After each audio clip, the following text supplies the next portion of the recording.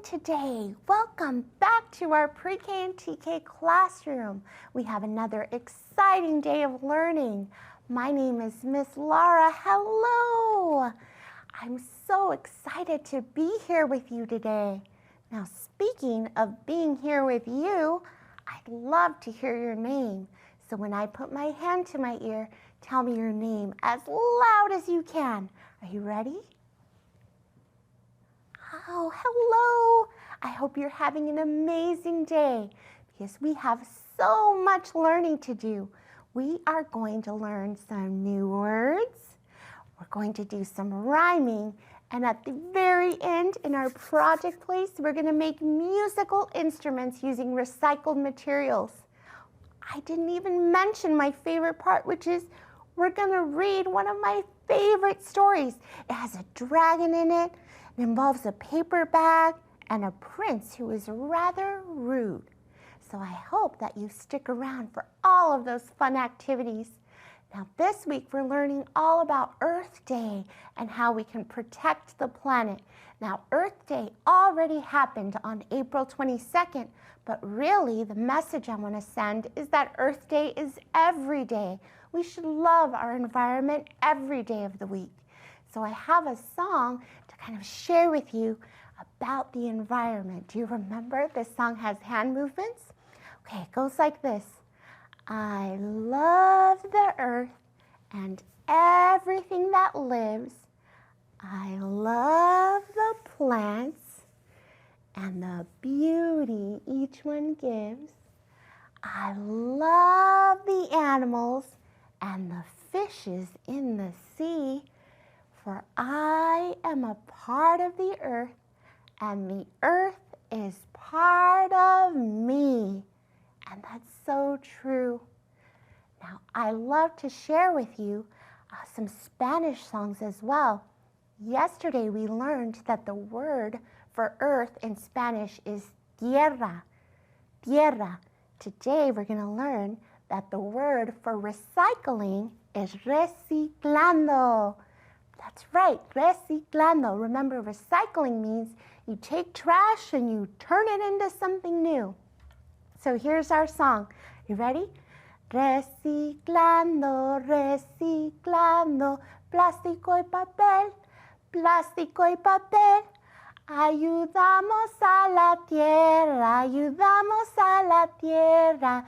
Reciclando, reciclando. Oh, we're going to learn some more of what those words mean tomorrow.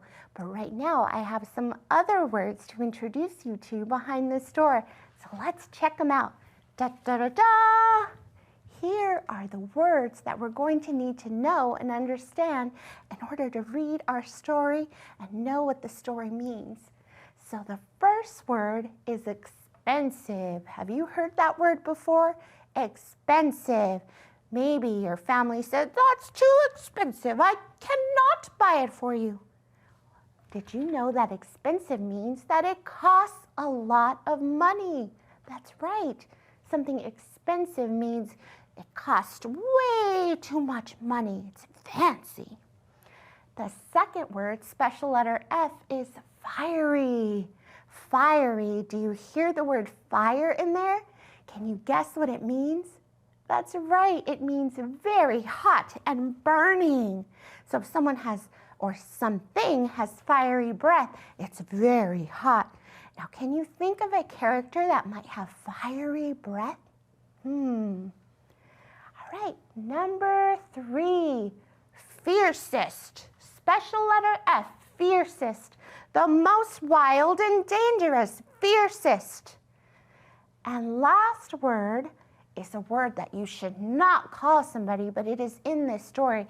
It's a bum. Special letter B for bum. And it's a name you call someone when you want to hurt their feelings.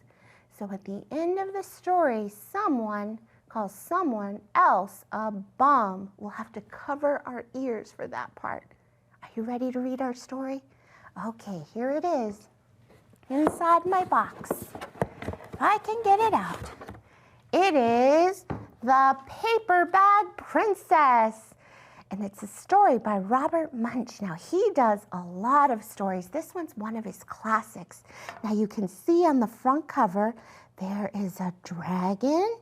And I can tell by the dragon's eyes that he or she looks exhausted. And there's a little girl here. She's dressed kind of unusually. That means she looks very, very different. I wonder what's going to happen. And if you've read this story before, don't give it away. It's one of my favorites. The Paper Bag Princess. And this is dedicated. That means it's meant for someone to Elizabeth. It says here, Elizabeth was a beautiful princess. She lived in a castle and had expensive princess clothes. Now remember, we learned that word expensive. That means it cost a lot of money. And look, I can tell from the picture, she's wearing a beautiful dress, long, and it looks very fancy. She was going to marry a prince named Ronald. There he is with his back turned to Elizabeth. He does not seem very friendly. She's in love though. Look at all the hearts around her.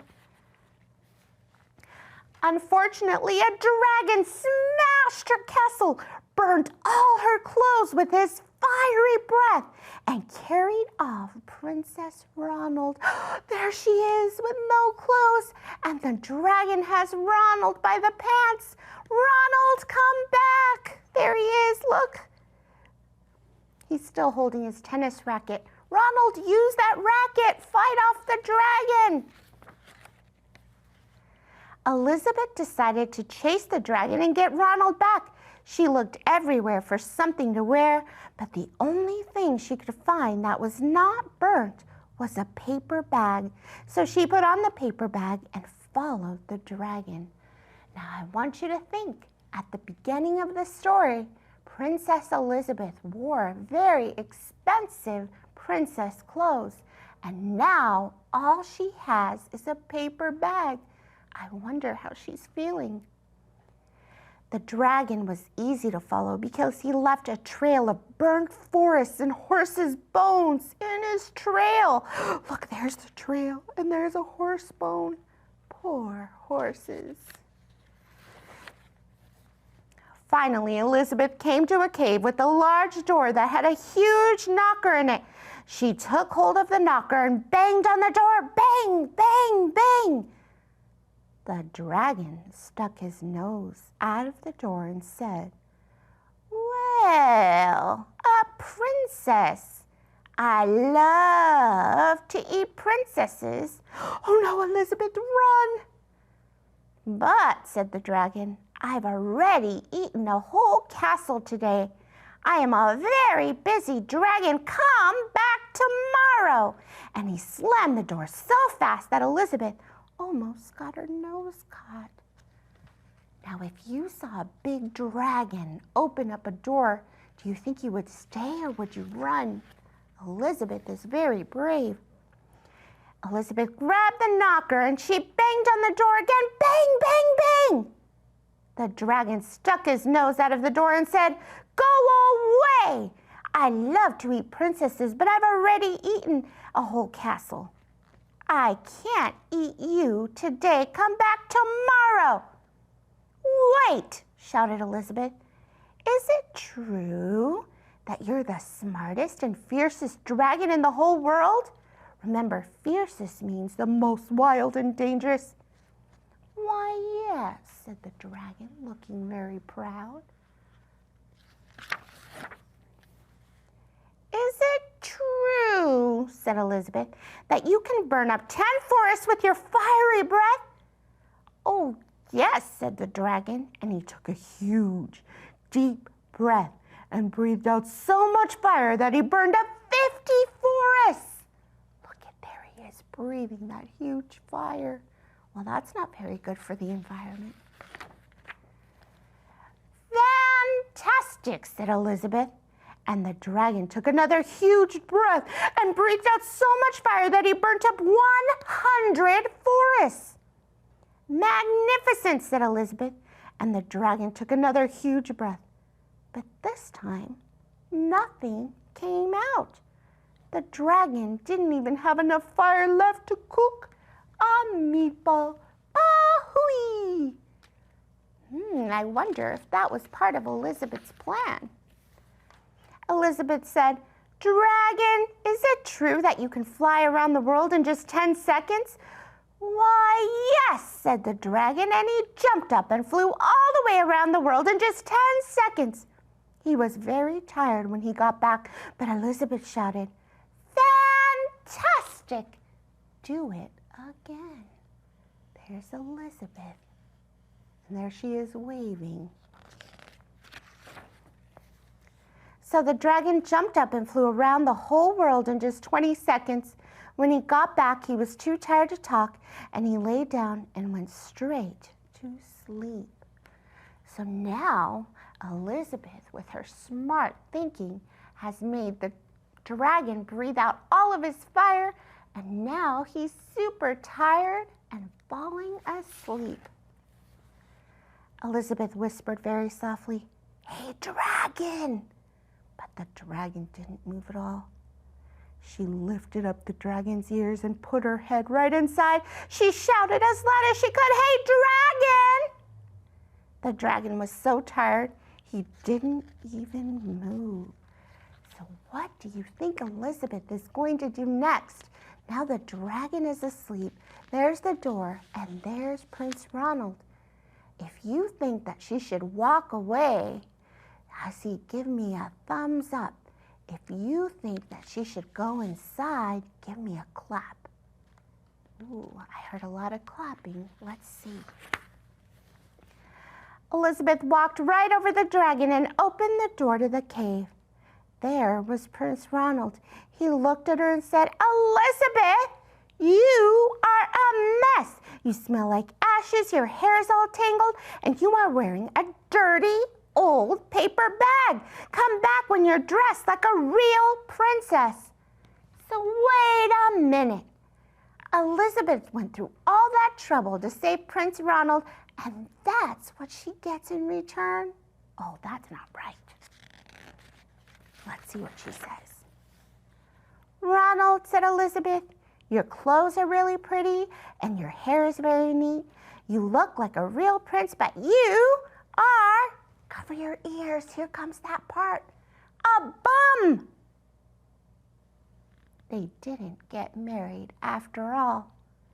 But something tells me that Elizabeth is doing just fine without Ronald.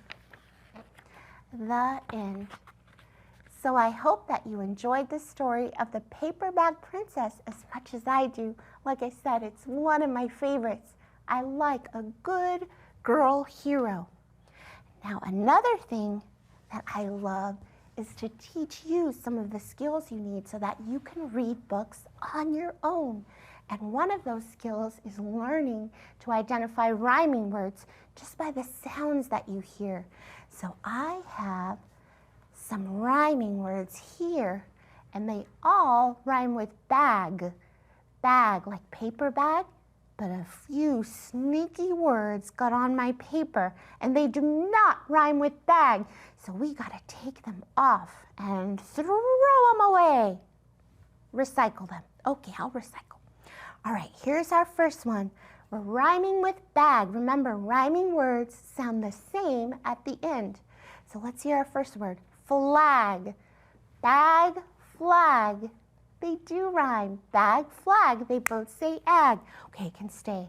How about bag, crown? Do they sound the same? Bag, crown. No, it's one of the words that snuck on there. Crown, you're nice. To the recycling bin. All right, next one. Bag, rag. Do they sound the same? Bag, rag. They both say ag. They do, they're rhyming words. How about wag? Look at that dog's tail. Wag, bag. Wag, bag. They both say ag, yes. All right, how about heart? Now, Elizabeth showed lots of hearts at the beginning for Ronald, but is heart a word that rhymes with bag? Let's see. Heart, bag. Heart, bag. No, they don't sound the same. to the recycling bin. All right, let's do one last one. How about, or two, tag, tag, tag bag. Do they sound the same? Tag bag. They both say ag. That's right.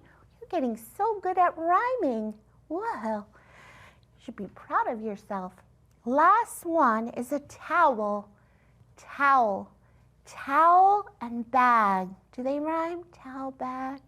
No, another one of those sneaky words that got on my paper. To the recycling bin. So let's review the words that are ones that rhyme with bag. So bag, flag, rag, wag, and tag. Do you hear how they sound the same at the end? Now for your homework, I want you to continue to practice your rhyming words. Can you find another word that rhymes with bag that I didn't put on my board here? All right, now it's time to go over to our project place. Remember I said we're using recycled materials all this week to create new things. And today we're going to make some musical instruments. So let's walk over there and create them together. Now here is where you have to get creative and think. How might I make musical instruments using the things that I might ordinarily throw away? I'm going to give you some ideas, but I want you to use your imagination. Look around your house and see how you can make music with the things around you. Now, some of the first things we're going to make are these things. Maracas. See? And here are the materials you're going to need. All right, so you're going to need some plastic silverware. Spoons work the best, but I only had a spoon and a fork. And remember, we're not going out to the store to buy new things. We're using what we have.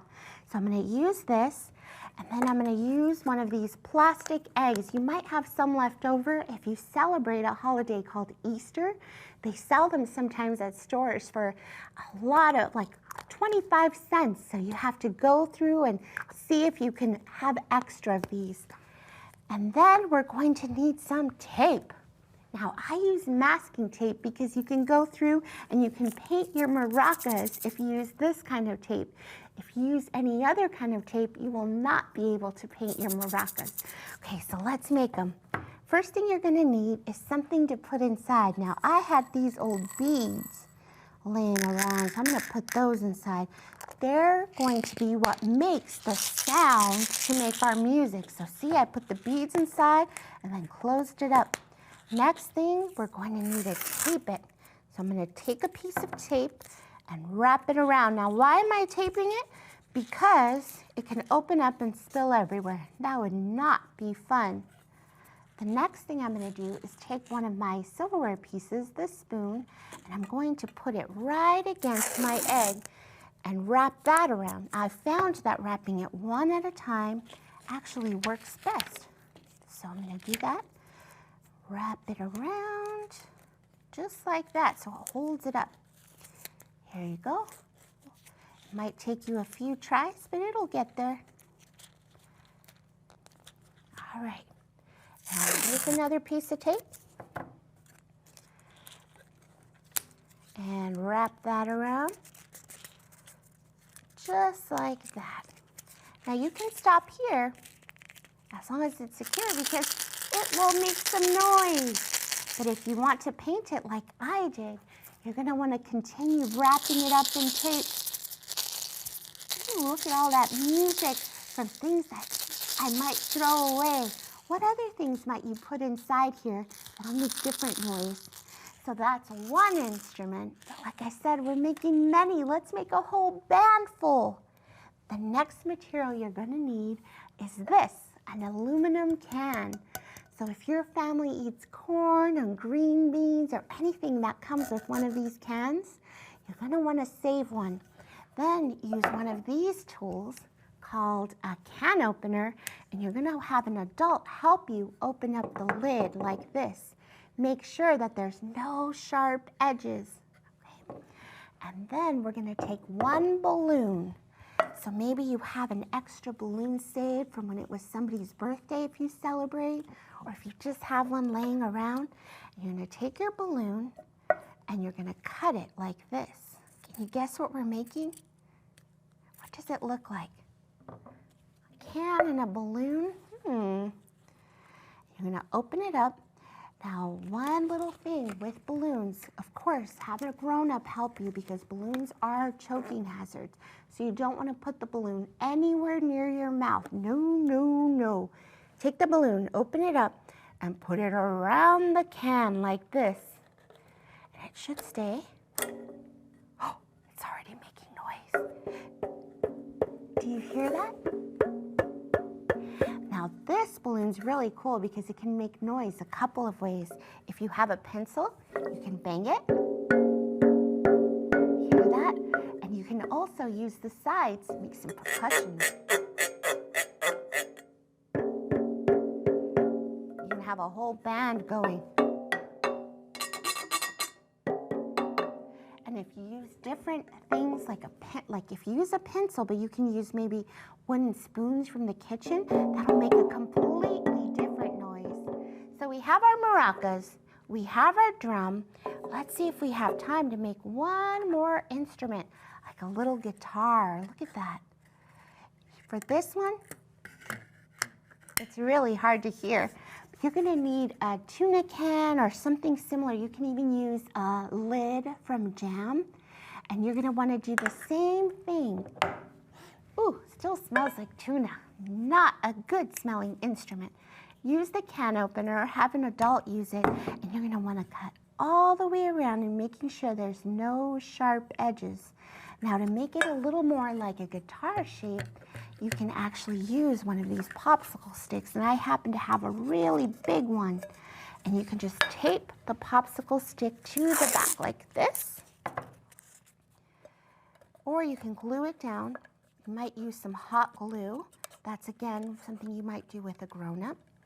And then you're going to take your rubber bands, and you can use different size ones, and put them around your can like this.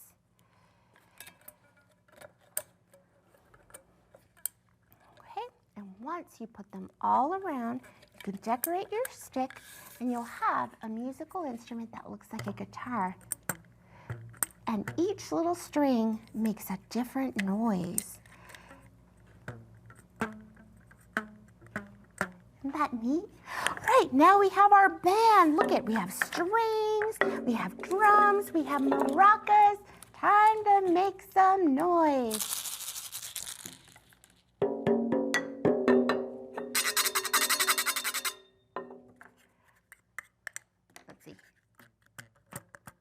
Ooh, that would be so much fun. What other musical instruments might you make? I hope that you give this a try and let me know how it goes. Now, last week or yesterday, we didn't get to finish reading our rubbish and recycling book, so I wanted to show you some of the pictures in the back. All right, because that's exactly what we're doing. We're recycling. Now look. This is the arrow that I was talking to you about, and I wanted to show you just kind of what it looks like up close. The arrow represents the 3 R's, and those are 3 R's that we're going to learn about. Reduce, and that means make less rubbish and throw less away, and we made less rubbish here because all of these things would have gone to the trash can. Oh no! Instead, they're music to my ears. Next is reuse. We're going to use things more than once. For example, you could take your own bags to the shops rather than buying new ones. That's a great suggestion. We reused materials here. Like, who would have thought a spoon and an egg would make maracas? And the last one is recycle. Make sure nothing is thrown away that could be recycled. So let's say that you're all done with your musical drum. It's metal, so don't stick it in the trash. No, boo to that. You're going to put it in the recycling bin. You're going to look for something that has this symbol as well to put that in the recycling bin as well. So I hope that you enjoyed making music with me today, and I hope that you make your own band with things that you have at home. let me tell you what we're going to do tomorrow. We're going to read a book about dinosaurs. Dinosaurs that live in woods. Dinosaurs and foxes and bears. And the dinosaur somehow dies. Oh, I can't wait to read this story with you. So I hope that you come back tomorrow so that we can read and have fun together. Until then, a big smooch from me to you. Mwah! Nice and slobbery. Goodbye.